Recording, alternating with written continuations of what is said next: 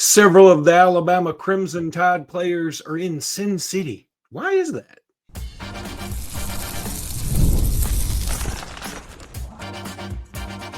You are Locked On Bama, your daily podcast on the Alabama Crimson Tide, part of the Locked On Podcast Network, your team every day. Hey, everybody, and welcome back into Locked On Bama, AHSA Radio Network's Luke Robinson. That's me. Alabama internet legend Jimmy Stein. That's him. This episode is brought to you by Monarch Money. We'll talk about Monarch Money in just a little bit. I want to thank you every day for being here every day. Thank you, newbies, for being here today. And thanks, everybody, for making this your first listen every single day. You guys are the best. Jimmy, Las Vegas, the city of dreams. As long as your dreams involve losing a bunch of money. The first time I ever went to Las Vegas, they were having the National Adult Film Festival when I was there, and the convention was being held at the casino that I went to, which was the Desert Inn, which no longer exists. I was 21 years old, and I looked to my parents, who were both with me, and my brother, and I said, all I know for sure is I'm coming back here as often as possible. That's all I know for sure. I don't know much else. But anyway, a lot of the Alabama Crimson Tide quarterbacks, and in fact, all of them really, and wide receivers are in Las Vegas right now. What are they doing, Jimmy? Well, they're not there for the, is it the AVNs? Is that what they call this? That thing you went to with your parents, which is really weird. I'll be honest. It's weird to say, hey, Mom, Dad, let's go to the Port Award. I was a little starstruck, literally. But I wonder if that hotel is no longer open because it collapsed under the sheer weight of penicillin shots. No, Desert Inn is just like everywhere else over there. You know, they go for about 30 years and they blow them up. That's how it works. So. Okay. But what are our players doing? Our players are in Las Vegas, not for that and not for gambling, although that might be going on since now they're sort of rich. But actually, I think there's a couple things here. But number one, not many teams in the SEC have two wide receivers from Las Vegas. That's pretty weird. This is home for Jeremy Bernard lives in Las Vegas. So does Derek Meadows. They're both from there. And I think there was an original Charlie Potter from BOL did some digging on this. I think originally it might have been an idea to go to Dallas, but we didn't have multiple players from Dallas. We have multiple players from Las Vegas. It's also weirdly, and Luke knows this from a frequent visitor, and now we know why. But Luke is a frequent visitor to Las Vegas. It's actually a little cheaper, I think, to fly in there than in a lot of big city places. Now throw in the fact that the facilities and the presence of a Las Vegas professional quarterback, Geno Smith, who happened to be Ryan Grubb's quarterback a year ago. So you have to know that there was, or you have to assume, that there's a conversation between Ryan Grubb and his quarterback, Geno Smith. Ryan Grubb, even at Alabama, was asked about coaching Geno, and he was over the top in he clearly loved Geno personally. And there's a photo that Lucas put up, and Geno Smith is in that photo standing between Keelan Russell and Austin Mack. That's Geno Smith, starting quarterback now for the Las Vegas Raiders. Several Alabama players are on this trip. That's Austin Mack. For those that can see on YouTube, and I apologize to those who are listening to this and aren't seeing the photo, but Austin Mack is second from left. Keelan Russell is fourth. Derek Meadows is right next to Keelan Russell. Then skip over a dude or two. That's Isaiah Horton with his arms around Ty Simpson. And then on the far right is the super muscled up Rico Scott. Down squatting is Jeremy Bernard. I think the other players in the photos are various Las Vegas Raiders that were there with Geno. Yeah, I mean, I want to go back to this for a second. First of all, the first thing that stands out to me, how huge is Austin Mack? It's one thing to see him in the helmet and pads, and you go, boy, he's huge. But I bet when you take all that stuff off, he's not that big. Holy cow. Jimmy, he's Austin Mack is added a layer of muscle at Alabama. That's completely clear. I thought when Austin Mack first got to Alabama, he looked a lot like a small forward. He looked like Herb Jones. But I mean, that's an over exaggeration, but he kind of looked like a small forward, a 6'6" basketball player.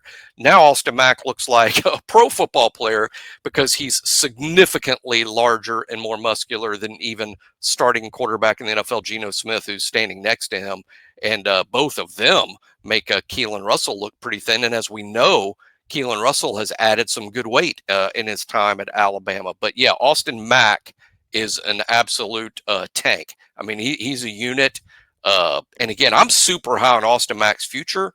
It's just a little bit crowded in Alabama's QB room right now, talent-wise. So it'll be interesting to see how things play out once Ty Simpson matriculates either after this year or after the next one. But boy, yeah, Austin Mack passing the on the hoof test with flying colors. Well, and it also, again, maybe it's the angle. You know, my dad always said, "Hey, y'all got to quit putting me at the end of the booth." When we ironically, when we were in Vegas, we took several pictures in these like semicircular booths, and Dad was always on the end, and it made him look 40 pounds heavier than he was. He's like, "Y'all got to quit doing that." Maybe the angle of where they're standing and the camera and all this other stuff. Yeah. That does. But either Austin Mack is 6'10" or Derek Meadows isn't 6'5". I can't tell which is which because it doesn't look like it looks like Austin Mack looks a lot bigger. Yeah, he's standing closer to the camera, but there's no doubt about that muscle, even in his thighs. I mean, that's a muscular kid. Austin Mack, if you didn't know who he was and you're just looking at a picture of him and guessing what position he would play, I think most fans would assume he's a tight end. I mean, because that's literally what he's now built and looks like a potential high-level tight end. And you know, now it's got to translate to good play on the field. I mean, you know, obviously physical part's all there. What's to me intriguing about Austin Mack, for all the talk about Ty and Keelan Russell, Luke, is that we see with this picture, you know, the tangibles are clear. This kid has tremendous size. He is an athlete. He's very strong. We also know from getting to know him a little bit, his intangibles are also outstanding. I mean, his dad's an airline pilot. I mean, that's the kind of personality that Austin Mack has. Calm, confident. He's a natural leader. I would like to see Austin Mack's career unfold if he'd have played a full 4 years in high school. He might not be at Alabama right now if that was the case, to be honest. But I can't help he's an example of a kid that I'm not sure reclassifying was the right thing. And I say all the time about players, you ask this question, hey, can you do something? Yeah, you can, but should you? And but anyway, Austin Mack does have a bright future. The sky's the limit for him. I don't know why this made me think of it, but you're talking about Austin Mack's dad being an airline pilot, and it made me think of Daniel Tosh had a bit one time about how, you know, he'd never survive the apocalypse because he doesn't really know how to read a compass. He'd panic and lose it. And he said somebody would come up to him, you know, he could imagine somebody coming up to him with a gun and saying, "Hey, can you fly this plane?" And he said, whenever somebody has a gun on you and asks, "Can you fly this plane?" the answer is always yes. Because you know he's not going to just be like, "Okay, well, I'll go find somebody else to threaten." And he said, "I can imagine me now in the cockpit just pushing buttons like, 'Hey, y'all just hang on. My plane at home's a little different.'" My plane at home is a little different. That's good. I'm just glad your airline pilot story wasn't about Quagmire on American Dad. No. I can't go there. I'm going to give you one other quick thing. Family Guy. He's Family Guy, right? He is. He's not American Dad. But I'm going to give you one other quick Vegas story. When I went, this was one of the first times I went, maybe the first. It may have been the first time. Doesn't matter. But there was a restaurant in Bellagio where, and it's like this famous chef. I think Jean Georges is his name. Like, I got to say it like that. It's probably John George, but it's Jean Georges, you know, very French. And my dad had been to New York like a month ago and tried to get into his restaurant and couldn't get in. Now, remember, we're from Alex City, Alabama, not New York. But So my dad, we get to this restaurant, it's John George's restaurant in the Bellagio or wherever it was. And he goes to the maitre d' and he said, let me tell you something. This is Ricky Robinson here. And when I went to New York and I tried to get in John's restaurant, they said they acted like they didn't know who I was. Well, it was sort of a joke, right? Yeah. So we went and sat down. 10 minutes later, Jean Georges, his own self, comes to our table and is like, Mr. Robinson, I'm so sorry. I'm so sorry. And he had no idea who my dad was, but he was scared to say that. And Dad just played like, well, don't worry about it. We'll get you next time. It was one of the coolest things I've ever seen, but I was like, did you know he was here? He said, I had no idea. That came out of the blue. That story could have only been topped if Jean George said when he got to the table, "Are you Ricky Robinson, the sausage king of Chicago?" Or if he had said, Mr. Robinson, I went to Robinson Iron 2 months ago and acted like I didn't know who I was. You're right. That's even better. All right, let me tell you all about Monarch Money. Look, you want to go to John George's restaurant? Well, you better start using Monarch Money. Sometimes you check that bank account and you wonder, where'd all my money go? And you wonder, hey, how did this happen to me? I'm handling my money pretty doggone well. Well, that's where Monarch Money comes in. Your personal CFO giving you full visibility and control over your finances. Monarch Money isn't just a budgeting app. It's a complete financial command center. You can track all your accounts, investments, spending in one place. So you stop just managing your money and you start building wealth. Look, take control of your finances with Monarch Money right now. Use code LOCKEDONCOLLEGE at monarchmoney.com for 50% off that first year. 50% off. They're saving you money for saving money already. That's monarchmoney.com. Code LOCKEDONCOLLEGE for half off your first year. Monarchmoney.com. Go check them out ASAP.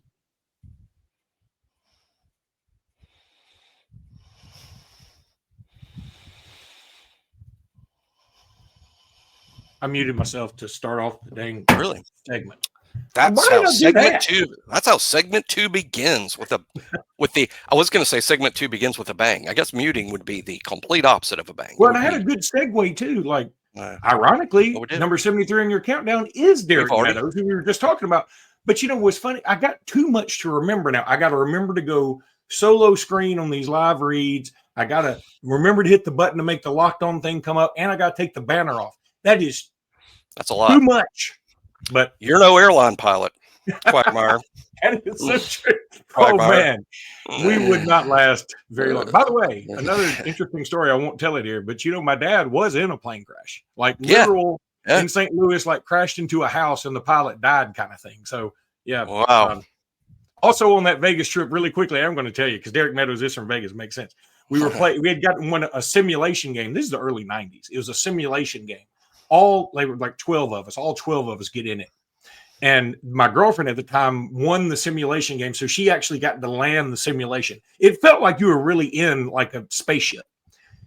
And after we got out, and she's shooting stuff and it's rattling and we're all scared. It's fun. We're all getting out high-fiving. My dad got out with PTSD. He was like, I don't even want to fly home anymore. So anyway, all right, continue with Derek Meadows. Certainly commend him for getting on a plane again. We're talking about getting up on the horse after it bucks you. Good Lord, that's a whole nother level right there. That is a whole nother level. Derek is from Las Vegas, and I think man, what a promising spring. Derek is spoiler alert, the highest rated player I have on this roster, ranking of the roster. He's the highest rated one that I project to be a redshirt. So he's the last of the true freshmen that I project a redshirt.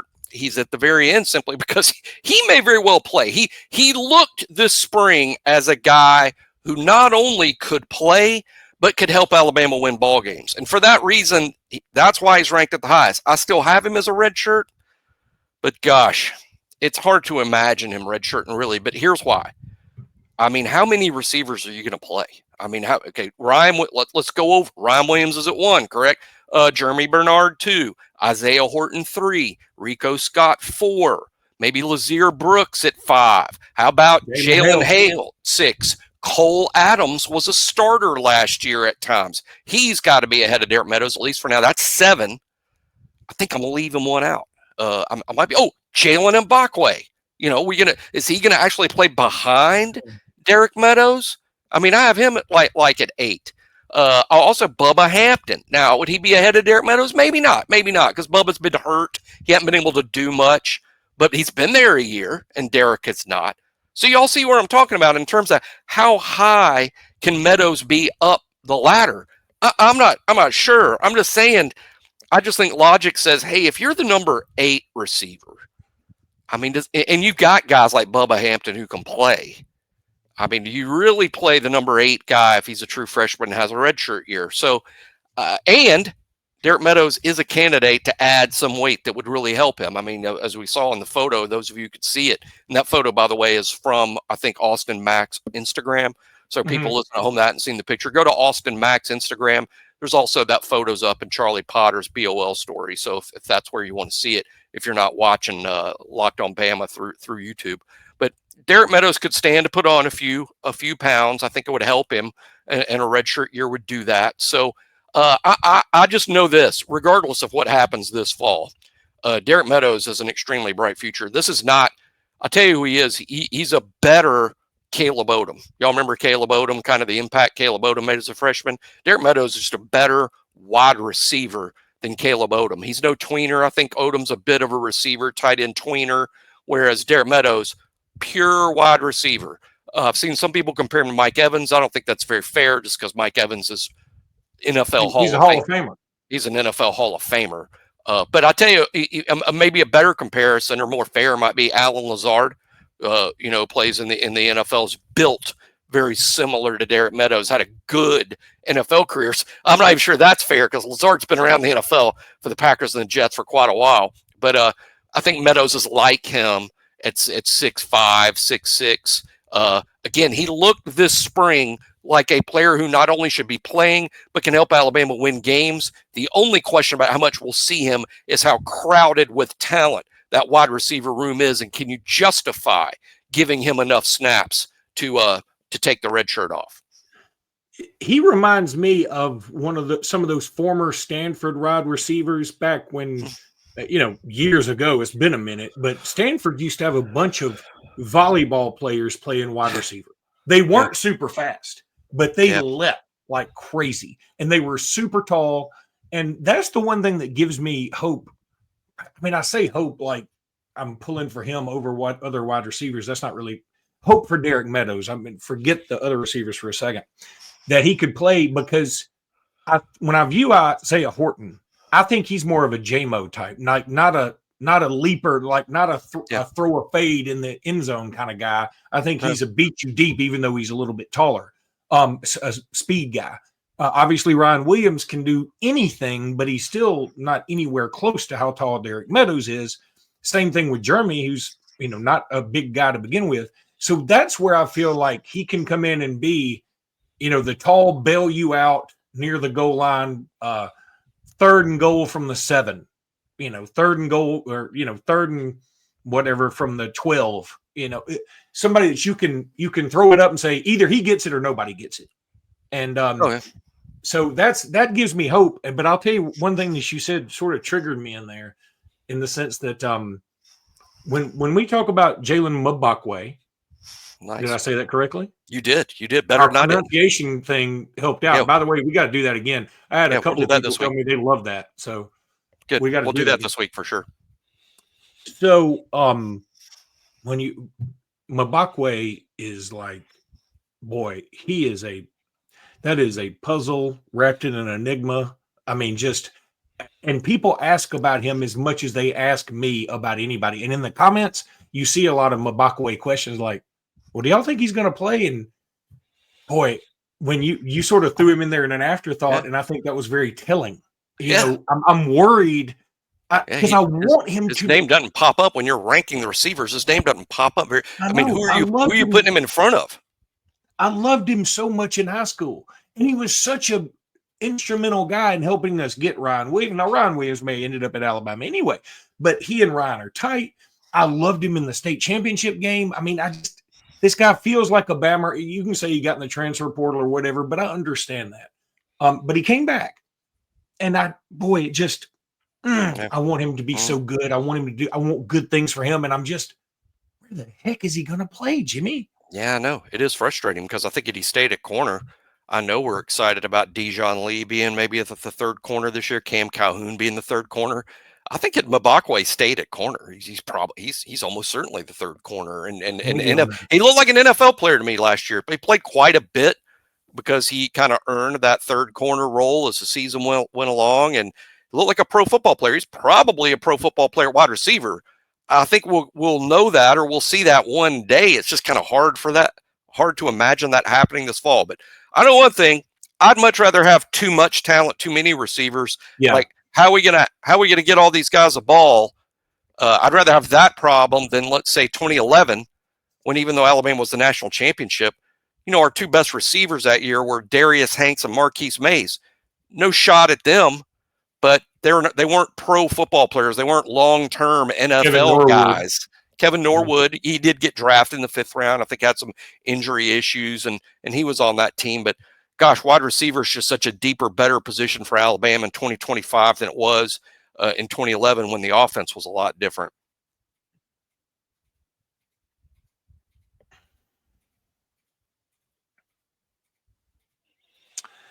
All right, Jimmy, you do something fun every year, and we normally go through every game. I think we're just going to pick out some of the bigger games that are more instrumental this time.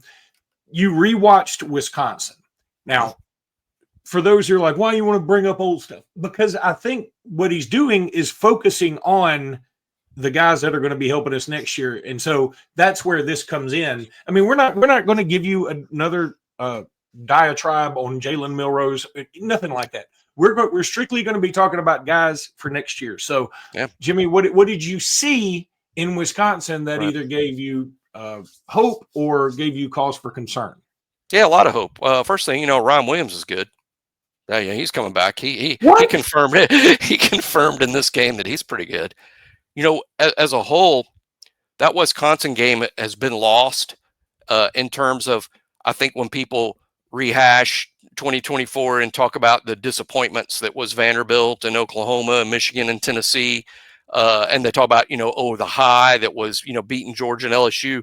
No one ever brings up Wisconsin. They diminish that accomplishment of Alabama destroying Wisconsin-Madison. It's diminished. Why? Well, their quarterback got hurt, on their first series.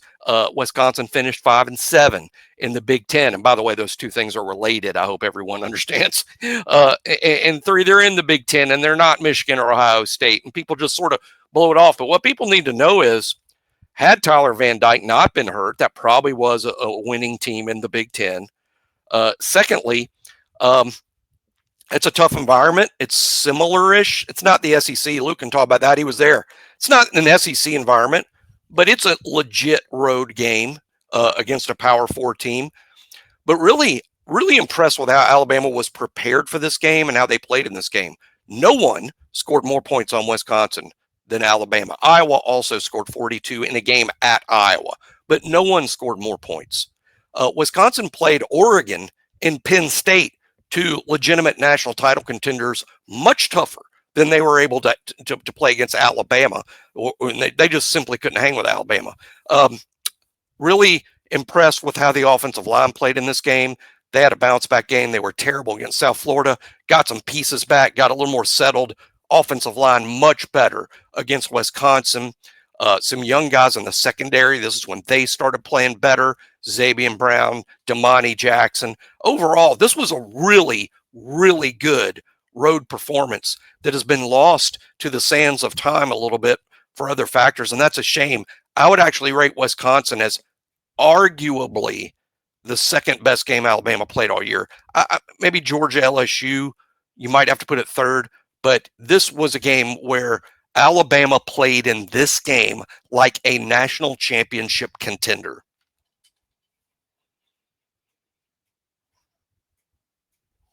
I did mute myself. I mean, it's just Jesus. And you're probably telling us about the Wisconsin environment. I was. That's where I was going. I was going to say. Did you drink that spotted cow beer? No. Well, I mean, you got to remember, it was like, it's an 11 o'clock kick. I mean, maybe I don't even know. That wouldn't stop me. Is Wisconsin on? I think they're Central. They're Central. On God's time, right? Okay. Yeah, they're such a Central but, time. At 11 o'clock, now I'll give Wisconsin people some props. I mean, they got some LSU in them. I mean, they weren't turning down nothing but the collar. But it was fun. The environment wasn't what I really wanted to see because we got out to such a lead. And if you remember, I had that picture of a kid next to me sending a text to a friend, and I took a snapshot, and it said, "Boy, Alabama's really good." And of course, then we go on to beat Georgia and lose to Vandy. But at that point in the season, it was a slam dunk. Alabama was making the playoff field. 100%. At that point in the season, after that game, Alabama goes to 3-0, and you got Georgia coming up next week, and we'll talk about the Georgia game soon. I'm literally watching that today. No one imagine going up to somebody in the aftermath of Alabama being 4-0 and beating Georgia, saying this team's not even going to make the playoff. No one would have believed you in a million years. Since you're rewatching, I'm going to tell you something. I love to rewatch games. I mean, I used to be the guy that had the VCR that would have to, go up there and manually push rewind and play, and it took forever. But I mean, I would do it all the time just to see. Like, I remember vividly Sean Alexander's runs against LSU in '96. I used to just go up there and hit rewind because I used to love to hear Ron Franklin say, "He doesn't even need a block this time. You can just count it." I remember that because it was just ingrained in my brain. But is there any part of you, like, I have a hard time watching some of the games from last year knowing we didn't make the playoffs, knowing we should have. I mean, I watched the Ryan Williams Georgia play a lot, and there really isn't much else. I mean, like the Auburn game didn't give us a lot of huge plays. Yeah. The LSU game was fun, but the fact that, and again, y'all know I love Jalen Milroe, but I'm saying the fact that he scored them all rushing, it sort of exacerbates the point that we really couldn't pass at that point in the season, and that's one of the reasons we didn't make it to playoffs. Does rewatching these games bug you more, knowing we didn't reach our potential?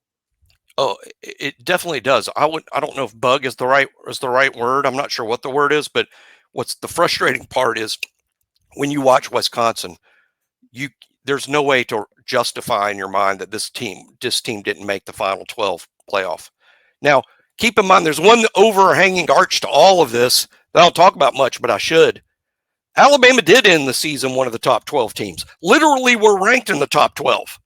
They didn't make the playoff because they got booted out of the top 12 because teams outside of the top 12 got invitations in. So that's a factor. What's also a factor is I don't care about that Michigan thing. That's just dumb. At the end of the regular season, Alabama should have been in the playoff over Indiana and SMU.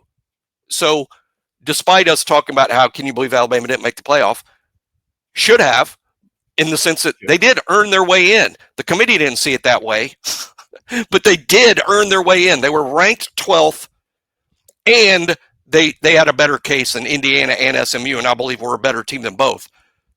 That said, their performance at times, particularly offensively, was pretty disgraceful, to be honest. Pretty disgraceful at times. Now, not Vanderbilt. That was 100% on the defense, but it was on the offense against Oklahoma in particular, and Michigan, if we want to, count that postseason. Tennessee, the offense was bad, and I'm not taking them off the hook for that. I just think that I don't hold the Tennessee game like I do the others, in the sense that that was a playoff team on the road, and I think some even really good Alabama teams might have lost that game because that was a good Tennessee team. You had to beat in their place.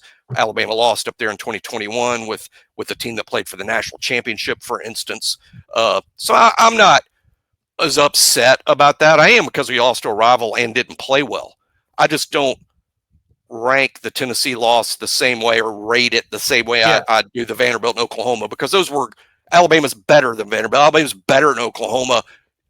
No matter where you played that game, you should have won it. They were better than Michigan, especially with Michigan missing 3/4 of their team. They were better than Michigan. It's just those postseason games are a little wonky now. Not making excuses, but they're wonky because of, it just doesn't feel like the bowl games used to, and I'm not sure everybody's zeroed in. But the offense was dreadful against Michigan. Defense came to play. Defense played pretty well against Oklahoma. Pretty well against even Tennessee, really. Or played okay. So very quickly, just congratulations to the softball team.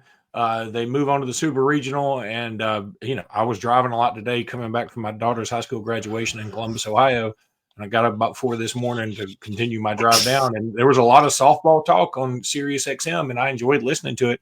And they all pretty much agreed like the Alabama-Oklahoma one is the one to watch this upcoming week. And boy, we need to do a whole podcast on how awful would it be to be a Texas A&M fan. You're number one in the starting the season in baseball, and you just collapse. You get swept by Missouri, who hadn't won anything. Then you are number one seed in this thing, and you get put out by Liberty. Now, first one seed to ever get knocked out of a regional. It's never happened. You have Buzz Williams as your basketball coach. You think things are on the uptick, and then he bails for Maryland. Your football team, you had this gigantic national championship trophy done up with a blank for when the national championship was won. It's still blank. I mean, I feel for A&M, man. And, you had the SEC, and Texas wasn't a part of it. I mean, it's like going to a birthday party, and you're like, man, thank God, little Mikey in here so that I don't have to deal with that. He always outshines me. And then little Mikey pulls up in a limousine, goes, party's here, and everybody gravitates to him, and you're over there by yourself eating a piece of cake with no icing. Boy, it sounded like a really rough birthday for you. Look, I'm not saying I experienced that, but I'm also not saying I didn't experience it. You made up for it with a Vegas trip when you were 21. That's right. But no, softball's changed so much in terms of the A&M loss is a perfect example of how softball has changed. There's so many more good teams now. There is some level of parity that frankly just did not exist until recently. And the reason being, there's just so many more good players. It's not just good programs. That's true too. There's so many more good players. The best analogy is maybe 3 years ago, you were the best pickleball player in your town. You're probably not now. Yeah. As everyone and their grandma literally is playing pickleball, even 16-year-olds play pickleball. And softball is like that. Girls softball, it exploded. Now, what used to be today's 131st ranked softball player is as good as 2012's top 25 player. Agreed. So many more good players out there. But the thing is, I think Alabama fans put themselves in this world where Alabama, we used to be so dominant. Yeah, we're only one of maybe 20 programs that hugely invested in the sport. Then now everybody does, and everybody's got players, and it's just a new world, and expecting anyone to be dominant is just a tall draw unless you have an NIL situation like Oklahoma does, where their softball girls make money like their football team does. All right, that's going to do it for today's pod. We'll be back tomorrow with more. Until then, roll tide, everybody. Roll tide.